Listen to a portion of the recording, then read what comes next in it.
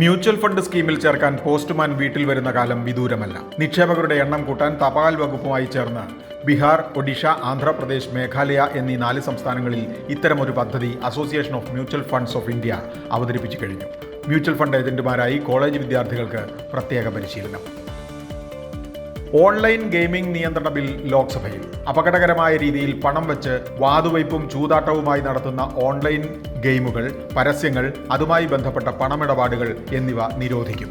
Pokker, rummy, card ഗെയിമുകൾ, online lottery എന്നിവ ഇതിൽപ്പെടും. Real money gaming ആപ്പുകളിൽ നിന്ന് ചെറുപ്പക്കാരെ രക്ഷിക്കുകയാണ് ലക്ഷ്യം. അതേസമയം സ്പോർട്സ്, വിദ്യാഭ്യാസ, സാംസ്കാരിക മൂല്യങ്ങൾ വളർത്തുന്ന ഓൺലൈൻ സോഷ്യൽ ഗെയിമുകൾ എന്നിവ പ്രോത്സാഹിപ്പിക്കും. അമേരിക്കയുടെ ദുരാഗ്രഹ നികുതികൾ ഇന്ത്യയിൽ ഏറ്റവും കൂടുതൽ പരിക്കേൽപ്പിക്കുന്നത് വസ്ത്ര, വജ്ര, ആഭരണ, രാസവസ്തു മേഖലയിലെ സൂക്ഷ്മ, ചെറുകിട, ഇടത്തരം സംരംഭങ്ങളെയാണെന്ന് ക്രിസിൽ ഇന്റലിജൻസ് റിപ്പോർട്ട്. ഇന്ത്യയുടെ കയറ്റുമതിയിൽ പകുതിയോളം ഈ മേഖലയുടെ സംഭാവനയാണ്. ട്രംപ് കോപിച്ചു നിൽക്കുന്നതിനിടയിൽ റഷ്യയിൽ നിന്ന് കൂടുതൽ ഡിസ്കൗണ്ടിൽ ഇന്ത്യൻ ഓയിലും BPCLും എണ്ണ വാങ്ങുന്നതായി റിപ്പോർട്ട്. ഡിസ്കൗണ്ട് കുറഞ്ഞപ്പോൾ ജൂലൈയിൽ എണ്ണ കമ്പനികൾ വാങ്ങൽ നിർത്തിവച്ചിരുന്നു.